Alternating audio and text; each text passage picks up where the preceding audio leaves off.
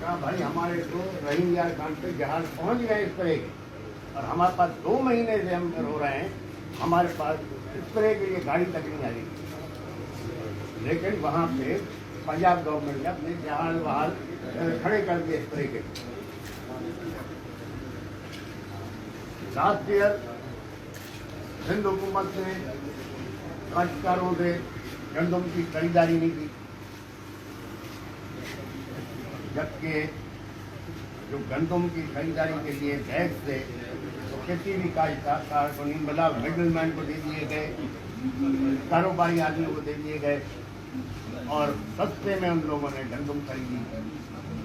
उसका नतीजा आज देखें कि गंदम की कीमत कहाँ पहुंची।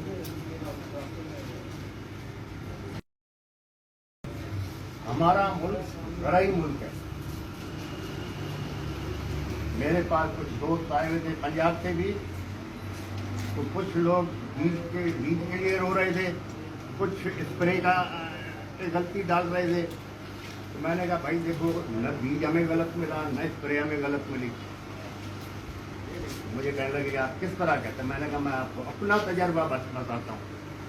हम लोग 20-25 साल से नवंबर की पहली तारीख से गंदम की सोइंग शुरू करते हैं। लास्ट ईयर उसी वक्त हमने गंदम की सोइंग की, तो दिसंबर तक न हमने कोट पहना न स्वेटर पहना, क्योंकि ठंड थी नहीं।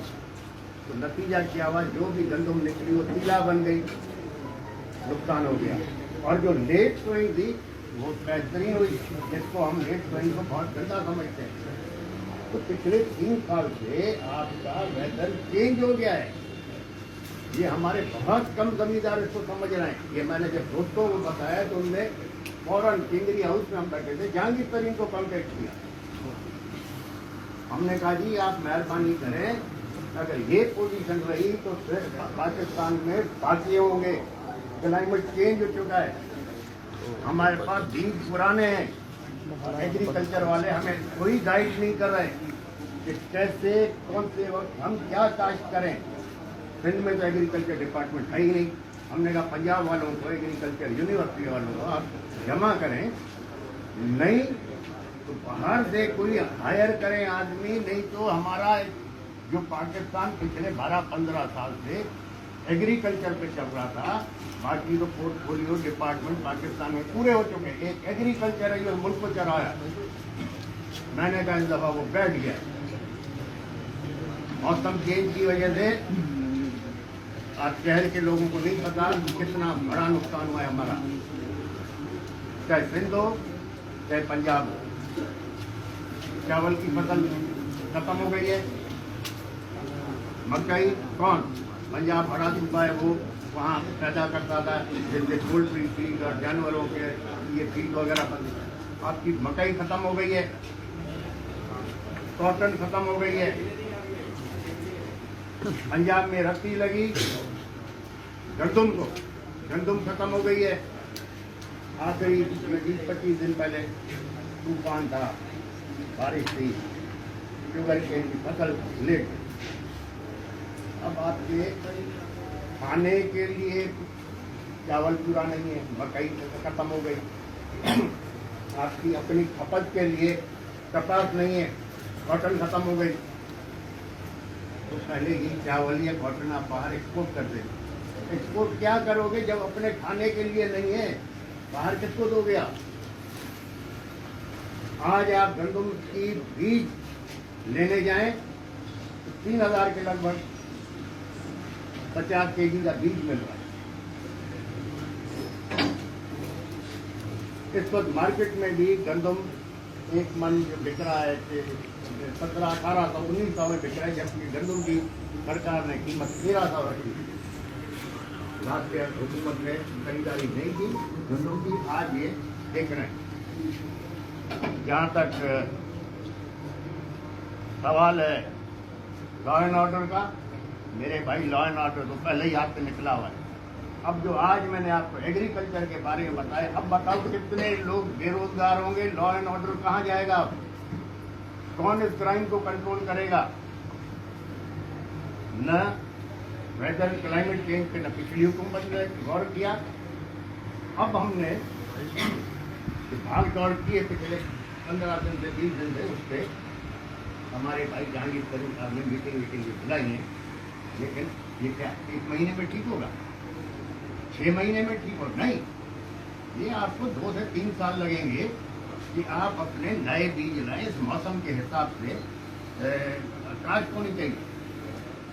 तो इंशाल्लाह इस पर भी हम कोशिश अल्लाह ताला की तरफ से हमारी रहनुमाई होगी कि देखिए ना, डॉक्टर अगर रोज नई जो रिसर्च है वो नहीं पढ़ेगा तो आगे नहीं जा सकेगा। डॉक्टर भी हकीम बन जाएगा, क्योंकि पुरानी चीजें तो हैं, अब जो रोज नई नई चीजें आ रही हैं, डॉक्टर भी अगर उस पर नहीं जाएगा, रिसर्च को नहीं पढ़ेगा तो डॉक्टर नहीं रहेगा, वो हकीम बन जाएगा। तो आप देखो, इंडिया की एग्रीकल्चर आसमान पे, हमारी जमीन पे आ गई। क्या मजबूरी है? मजबूरी यह है कि हर सही जगह पे गलत आदमी को लगाया हुआ है। अब एक गलत आदमी को जब आप लगाओगे उससे काम होगा नहीं, लेकिन फिर भी वो चल रहा है। मेरिट पे आप सबको लगाओ, मेरिट पे चलाओ, मुल्क भी कामयाब होगा, लोग भी कामयाब होंगे। और इस दफा सिंध के लोग तो पीटीआई की गवर्नमेंट से बहुत मायूस हैं। महंगाई आसमान पे रुकने का नाम नहीं ले रही, और जो हालात हैं लग ये रहा है कि अगले महीने 1.5 में और महंगाई बढ़ेगी। इसका कोई इलाज है नहीं। इंशाअल्लाह खुदा हम सबकी कौम की रहनुमाई करेगा, हमें कामयाबी अता फरमाएगा ये तकलीफों से बाहर निकलने के लिए। बाकी जो आज हमारी मीटिंग में बातें हुई हैं, जैसे कि मिर्जा साहब चले गए, उनको कहीं जाना था, जुल्फकार मिर्जा के सामने इधर थे, उनकी ज़मीनों पे कब्जा हो गया, फायरिंग हो गई। ये गलत बात है। 15-20 साल से उनकी एक प्रॉपर्टी है, और अचानक न किसी का क्लेम उस पर, न किसी की बात उस पर, अचानक हथियारों के साथ लोग आ गए, आके कब्जा कर लिया। साल सवा पहले जतोई साहब की ज़मीनों पे लोग आ गए, भाई ठीक है आप पिस्तौल या राइफल से गोली चलाओ, वहाँ वो रॉकेट लॉन्चर लेके आ गए तो जतोई साहब की ज़मीन पे कब्जा करने के लिए। जतोई साहब ने तो मुँह दिया, तो हिम्मत दे। अब पीटीए के साथ जो है उसको आप तकलीफ में डाल रहे हो।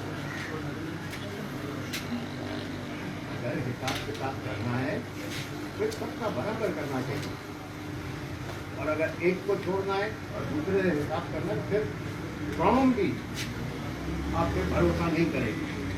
इसलिए जो बड़ा हो या छोटा हो, अगर हिसाब करते हुए सबके साथ एक ही तरह का। बाकी हमारी जो मीटिंग में बातें हुई हैं वो आप बताएं, भरोसा